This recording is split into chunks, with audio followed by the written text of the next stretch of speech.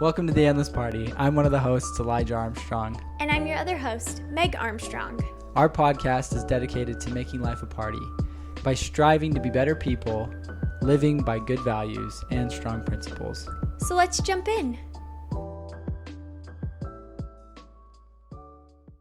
Hello, everybody, and welcome back to the Endless Party. Yeah, we're excited you're here. We are. If you're watching this on YouTube, you can see that we are in matching shirts today, and I want to give a shout out to my mom for making us these. Yeah. Thank you, Nicole Guyman Babcock. We love these shirts. I forget her middle name's Guyman. Maiden, yeah. Yeah. Wasn't that her middle name too? Oh, yeah, she changed it. Yeah. Anyways, Nicole We went Guyman to a Babcock. family reunion and had a great time. So Yes. we appreciate it. Okay, so Elijah has a blog. Mm-hmm. It's called Just my name, his name. ElijahArmstrong.com. If you want to look it up, it's called ElijahArmstrong.com. And on this blog, he posts weekly newsletters. And he has 3 So topics. I have basically 3 things that I look for each week. Yes. Something that inspired me, something that moved me, and something that improved me. And I am one of his loyal followers. Obviously, because she's my wife. Yes, I read his blog every week. It's really good. You should. And I really appreciated an episode. Blog I posted a blog about 2 weeks post ago. he wrote 2 weeks ago, and it was all about the concept of failure. And failure is something that Elijah and I have been discussing, I would say, this whole year.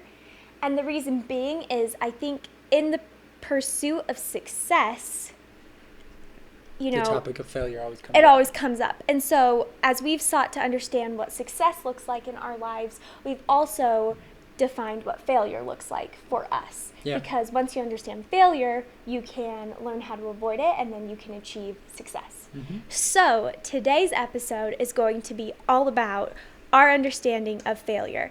And all the credit really goes to Elijah because he wrote this on his blog. And I very wouldn't nice. say all the credit goes to me. Most of the credit. I would say a lot of credit goes to other people's resources that I just drew from. He drew from resources, and then I drew from him drawing from the resources, and that's how we're here today. That's how we're here today. Okay, so let's jump in. Okay. So our understanding of faith, as Meg mentioned, we've really just redefined because we kind of started to ask ourselves, what does it mean to fail? What makes somebody a failure? And so I started to think back and really just question my entire understanding of what failure is. And for example, I'm going to use more sports analogies here. We love sports analogies. I lost way more races than I ever won in track and field and in cross country, but I don't believe that my career was a failure. In Right. fact, I view my career as a major success because of the person that I became along the way, right? I learned so much more from my quote-unquote failures than I ever did from my successes and triumphs.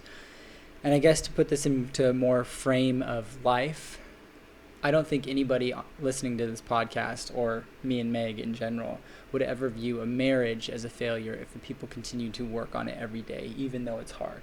Mm-hmm. Even though that their relationship is suffering, they choose every single day to work on themselves and work on their relationship. And in fact, I would view that marriage as a major success. And so what really is a failure in this life? And that's the question that I was really asking myself, and the question me and Meg have been asking ourselves. And I came to this conclusion that there's only one way to fail in life. Would you like to say what that is? What? You're going to give me the honor? Yeah. Okay, this is a big deal. You can only fail if you quit. Yeah. And so the phrase that I actually drew from was this Alex, I don't know how to say his last name. Hermosi. Hermosi. It's spelled Hermozi. Mm-hmm. So Alex Hermosi, and he said, I cannot lose if I do not quit.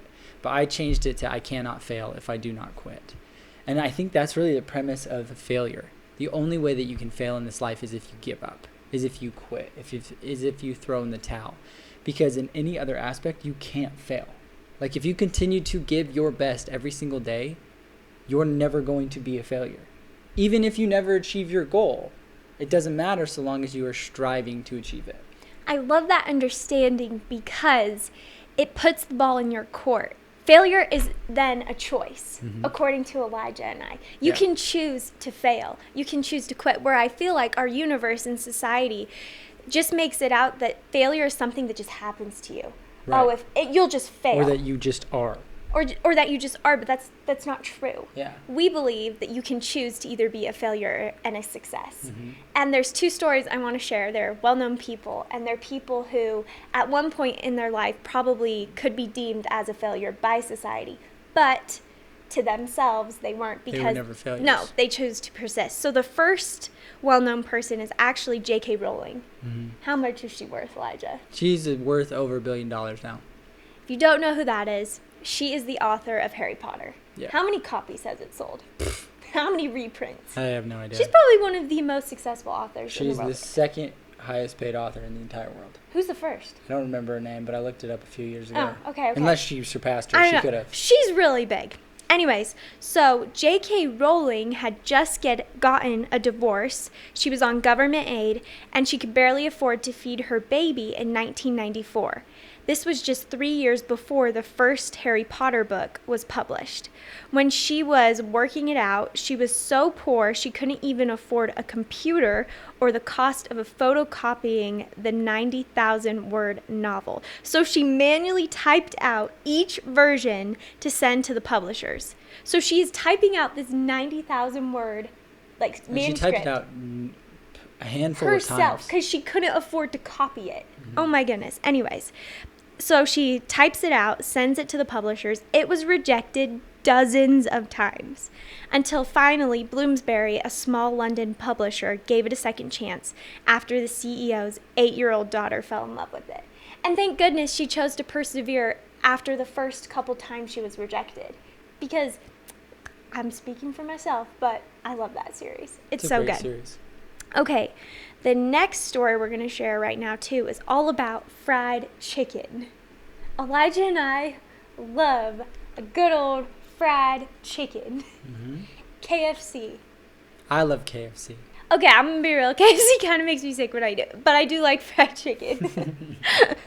So, Colonel Harlan Sanders was fired from a variety of jobs throughout his career before he first started cooking chicken in his roadside Shell service station in 1930, when he was 40 years old during the Great Depression. His gas station didn't actually have a restaurant, so he served diners in his attached personal living quarters.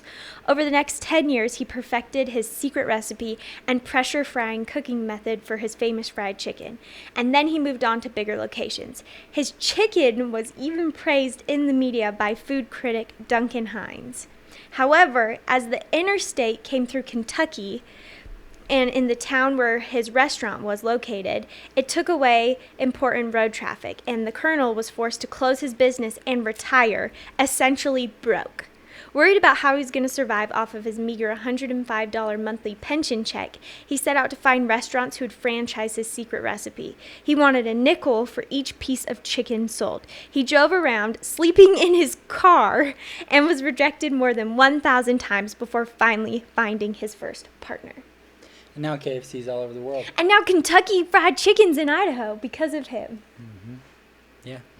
It's actually pretty profound, because this understanding that you cannot fail if you do not quit has proven itself over and over and over. And I've seen it in everything that I've researched, everything that I've studied. And it's just amazing to me. So the statistic is, I think 80% of all business startups fail. And of those 80%, 50% in the next 5 years fail. And in all reality, the only reason that 80% fail, and then of those 80, 50 fail, is because they gave up. They quit. It got hard. They ended up just giving up on their dream, giving up on their business. And it was kind of cool. As soon as as we were doing this podcast, I just asked my dad the other day about how he started his business. So my dad was a teacher. His passion was coaching, but he knew that if he was teaching, he'd be able to coach. And so he fell in love with both teaching and coaching. And so that was his profession. And he realized that in order for him to live the lifestyle that he wanted, a teacher's salary wasn't going to cut it, especially because him and my mom had 7 kids together. No chance. And so when he got his first paycheck, he was like, yeah, this isn't going to work. And so he started a landscaping business. And he just told me this, I think, a week ago. Yeah, it was just on Sunday. And he just told me, he's like, my business, I didn't see hardly anything in the first 3 years of my business. He's like, it helped. I made a couple $100 here and there. And he's like, don't get me wrong, it definitely helped, especially with all the kids at home. He's like, but my 4th year, I started to see a lot better. And then my 5th year, he's like, my business was a success. And now he's been running that company successfully for over 35 years. And it's pretty profound because it was that 5-year rule. Like if they persisted, if they just kept at it for 5 years, they would have seen the success that they desired. And Jordan Peterson, this guy's... We love JP. JP is a legend. So he actually has the principle of the 5-year rule. And what he says, you can have everything you want in life so long as you work for it, and you can have it within 5 years. But it might take 5 years. And it's going to be every day of you working on it. Yeah. And it's cool to see because I've seen that in my own life. My dad is an example of it. I would even say your dad is an example of it. Even though he was a dentist, like he bought into a practice and then saw the success that he wanted in 5 years. Yes. And it's just amazing to me because if you think about it in the grand scheme of things, especially in this life, 5 years isn't that long. No, it's actually very, very minimal. You can have everything you want in your life so long as you work for it every day for 5 years. So amazing. That's it. 5 years. Can't we all I think we were talking about something else the other day where it's like, okay, you can either sacrifice for your 90-year life or you can sacrifice really hard for 5 years and then have everything you want. For the rest of your life. So which would you rather prefer? Would you rather prefer be like sacrificing what you really want to do for 90 years or work on it for 5 as hard as you can? Well, there's a quote that it reads, if you don't sacrifice for what you want becomes the sacrifice. Mm-hmm. And that's true. I've seen it. I mean, we all have. Mm-hmm. You begin to sacrifice your own dreams and your own passions for the safe route. And we'll get into that a little more.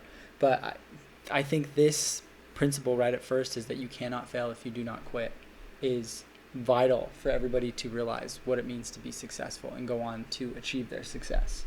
Beautiful. You just have to keep going. Just keep going. And I hope we can inspire you today. Whatever is in the back of your mind that you know you should be working on, that you want to be working on, start. Yeah. Keep going today. Yeah. This is the perfect segue into the next principle of failure. And it is, you can fail at something you don't even want to do. Let that sink in for a second. You can fail at something you don't even want to do. Yeah. And it's pretty cool. So actually, we're going to share a couple stories. One is of Jim Carrey and just his childhood and his father. And then Meg is going to go in depth on him as a person and what he was able to accomplish and just kind of the difference between the two. And this story actually comes from Jim Carrey, and that's where I got this principle from, is you can fail at something you don't even want to do. And it was pretty interesting because he talked about how his father could have been a phenomenal comedian. And that's why Jim Carrey himself was a phenomenal comedian. He had his dad as an example. And what was crazy is that his dad chose the safe route. But then 10 years in, his dad got laid off from his job, and the safe route went completely bankrupt.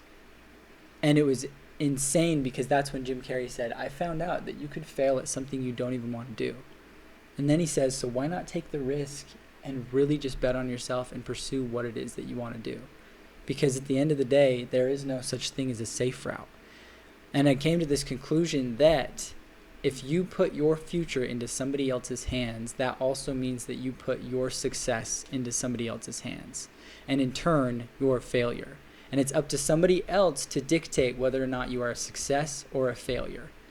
And I'm never going to put that into somebody else's hands. Why would you want someone to have that power?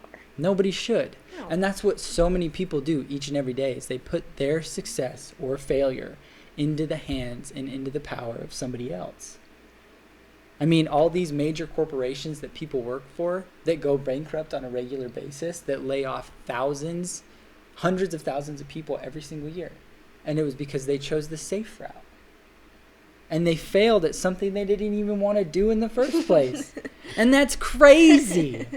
Like, it's insane to me. Like, the last thing I would, and don't get me wrong, if anybody's out there that's an accountant or a mathematician. And you like, really love it. And you really love it, go after it. You know, pursue what you love. But I would never want to do that. Because that's not what my passion is. That's not what drives me. And here's what's insane is I could have gone to school and became an accountant. And then ultimately failed. Even though I didn't want to do it in the first place. So if you have the risk of quote unquote failing, why don't you risk it failing at something you love instead of risk failing at something you don't love? Exactly. If you're going, like, life itself is a risk. Like, I don't know if any of you know this, but we're not going to get out of it alive. Everybody's going to die at the end of the day. And because of that, why not take the risk and believe in yourself and bet on yourself and pursue what it is that you love? Makes sense to me. It makes perfect sense to me. And so Meg's actually going to go in depth on what Jim Carrey's story was, because he was able to recognize in his dad that his dad failed at something he didn't even want to do. And that's what made him pursue comedy as a career. So when Jim Carrey was 14 years old, his father lost his job and his family hit really hard times. They moved into a Volkswagen van and lived on a relative's lawn. And the young aspiring comedian, who was so dedicated to his craft, mailed in his resume to the Carol Burnett show at age 10. Then, that's gutsy, man. I know. What a stud. Then he took an 8-hour-per-day factory job after school to help make ends meet at 10 years old. At age 15, Carrey performed his comedy routine on stage for the first time in a suit his mom made him and totally bombed, but he was undeterred. The next year, at 16, he quit school to focus on comedy full-time. He moved to LA shortly after, where he would park on Mulholland Drive every night and visualize his success. One of these nights, he wrote himself a check for $10 million for acting services rendered, which he dated for Thanksgiving of 1995. Just before that date, he hit his payday with Dumb and Dumber. He put the deteriorated check, which he'd kept in his wallet the whole time, in his father's casket. Incredible. I mean, there's so much in that story that anybody seeking success could draw from. The fact that he visualized it, that he believed in it, that he didn't let a quote-unquote failure deter him. Mm-hmm. And that's another example, is like, you cannot fail if you do not quit. Mm-hmm. I mean, that's a prime example. 10 years old. I think 10 years old he sent in his resume? 10 years old. Yeah, and then he got a job. Then he got a factory job. Helping his family. 14 he performed. Bombed. And then he went on to 16, drop out of school. And then he found pursued Dumb and Dumber. comedy, and then he landed Dumb and Dumber, which is such a funny movie. It's hilarious. It's so good. Anyways, I just find it amazing that these quote unquote heroes in our lives aren't any different than us. They're exactly the same. The only difference is they believed that there was no such thing as failure so long as they persisted. Mm-hmm. Yeah. And I find that so just like, what's it's the word? Inspiring to me. Inspiring, but there's another word that's like motivating. Like it instills in a desire into myself to be like, yeah, like I can do this so long as I don't give up, so long as I continue to persist. Yes. It's amazing. So, one, don't go the safe route, because at the end of the day, you can fail at something you don't even want to do, because you put your future in the hands of somebody else. Okay, the next and final principle. This is an Elijah Armstrong original. This is an Elijah Armstrong original. And it is the phrase, no one has failed tomorrow. Yeah. So, actually, this one I drew from recently, me and Meg. So, let me preface this real quick. Nobody talks about how much you're going to miss your spouse when you have kids. And the reason being is because you dedicate your entire life to your family and their well-being and their livelihood, which is a great thing, and it's a valuable thing, and you should take that responsibility. But before that, me and Meg had 3 years. No, not 3 years. 2.5? 2.5, yeah. We had 2.5 years where all we did was just party and be best friends with each other. We had the opportunity to be on the same track team at college, and then all we did was study together and study because it was during COVID. And so legit, we just were each other's best friends all day, every day. And it was wonderful. But then all of a sudden we had these babies, and they're incredible, and we love them to death. But all of a sudden your spouse gets pushed to the wayside because you have work, you have kids, you have all the mundane things of life that you have to do. Yeah, and I want to say, and the only reason being is like our babies have more obvious and more needs than like me. Right. Like at the end of the day, I'm not crying on the floor. Meg can feed herself. Winnie B can't. Yes. Right. And so I realized that we needed to make sure we were taking at least one day a week to spend time with each other.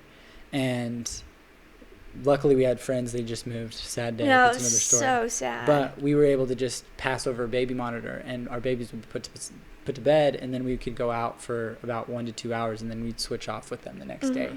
And so we would have a date night each week. And for us, it was every Tuesday. And the first Tuesday we go out, it is like awkward. I didn't even know what to do. And weird, and like it wasn't even the same as when we were courting each other when we first started dating, because like MJ, not MJ, yeah, MJ, rest in peace, you know. But I was like this smooth criminal. I was like a ladies' man. I just felt like I had this like suave, like all the things, right? And so I could like woo Meg. At least so I thought. I mean, we're married now, so I guess it worked. But then all of a sudden I'm just this awkward weirdo that like can't even hold her hand properly. And I honestly felt like the entire date was a failure after we got home. And I just felt bad. I felt like this loser of a husband. And then that's when this idea came to my mind, is that no one has failed tomorrow. And of course, yeah, maybe the date wasn't a very successful date, but at the end of the day, I can have a successful marriage so long as I persist. And I can have a successful relationship with my wife so long as I don't give up on a relationship. Yeah, so what? You had one flop of a date. That doesn't mean the next one needs to be a flop, or your entire marriage needs to be a flop. Like, as long as you continue to work at it every single day, you will be a success. But I also want to make sure that each and every person knows out there that even if you failed today, it doesn't mean that you're going to fail tomorrow. And that's why you have to continue to push forward every single day and never give up on whatever it is that you're pursuing. I think that's so beautiful. And I think not only in a relationship, I think this can apply in parenting, and especially in relationships. Yeah. I think this can apply even in business. So what? You had a bad day today, but tomorrow can be better. Yeah. So no one has failed tomorrow. And there's a couple things I want to just add at the end of this podcast. One, Zig Ziglar has a quote that it says, "Failure is an event. It's not a person. Yesterday did end last night, and tomorrow doesn't begin until tomorrow." Mm-hmm. And so it's just this understanding that you need to live in the present moment and understand that you might have made a mistake. You might have quote unquote failed, but you can continue to be better and strive for better and improvement each and every day. And then the other thing I wanted to add too is make reference back to Colonel Sanders. He was 40 when he started. Yeah. And then I think he was pretty old. I think he was like in his 60s or 70s. Yes. When KFC started to take off. And that's that it's never too late to start. Like, it's never too late to start on your dreams. I don't care how old you are. I don't care how many times you failed. Like, you got to continue to strive at it no matter what your age. I mean, Noah was 900 years old before he built the ark. So I think you got some time. And don't get me wrong, I don't think you're going to live till 900, but just continue to work at it every day. I think we're going to end with this last inspiring story. It's about Stephen King. So, Stephen King was broke and struggling when he was first trying to write. He lived in a trailer with his wife, also a writer, and they both worked multiple jobs to support their family while pursuing their craft. They were so poor they had to borrow clothes for their wedding and had gotten rid of the telephone because it was too expensive. King received so many rejection letters for his works that he developed a system for collecting them. In his book on writing, he recalls, "By the time I was 14, the nail in my wall would no longer support the weight of rejection slips impaled upon it. I replaced the nail with a spike and kept on writing." He received 60 rejections before selling his first short story, The Glass Floor, for $35.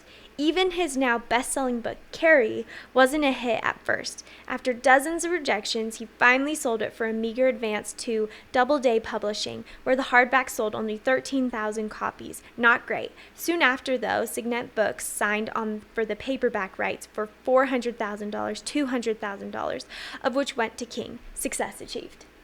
Now he's worth over $500 million. Yes. He literally had a spike in his room with hundreds of rejection papers. Yeah. And it just goes back to this, like, you cannot fail if you do not quit. Mm-hmm. I mean, it's amazing how our definition of failure has completely been redefined over the past year. Mm-hmm. And what's cool is that it can be redefined for each and every one of you, too. Yes. It doesn't just have to be a Meg and Elijah thing or the endless party thing. And so many people have already redefined what failure is. Jim Carrey, Colonel Sanders, Stephen King, J.K. Rowling, all of these individuals that we know as heroes in their industries became heroes because they persisted. Yes. So to end, let's just reiterate the 3 principles we shared today. Number 1, you cannot fail if you do not quit. Number 2, remember that you can fail at something you don't even want to do. And number 3, no one has failed tomorrow. Yep. So keep your chins up, keep your head held high, and we hope that you keep persisting. Absolutely. No one has failed tomorrow. All right, guys. Until next time, keep at it. Yes. Keep working. Thank you for listening. Thank you for being here. We hope you comment, subscribe, whatever the platform tells you to do. Yeah. Also, we've mentioned this a million times, but we'd love to hear from you. Yes. We want to know if there's a topic that Yeah. you would like us to discuss, if there's something that you've been struggling with or that you would like more information on, because we're avid readers. Yeah. We love to do research. We love to figure out what it is that people are engaged in and how we can help them. So until next time, we will catch you later. Okay. Peace.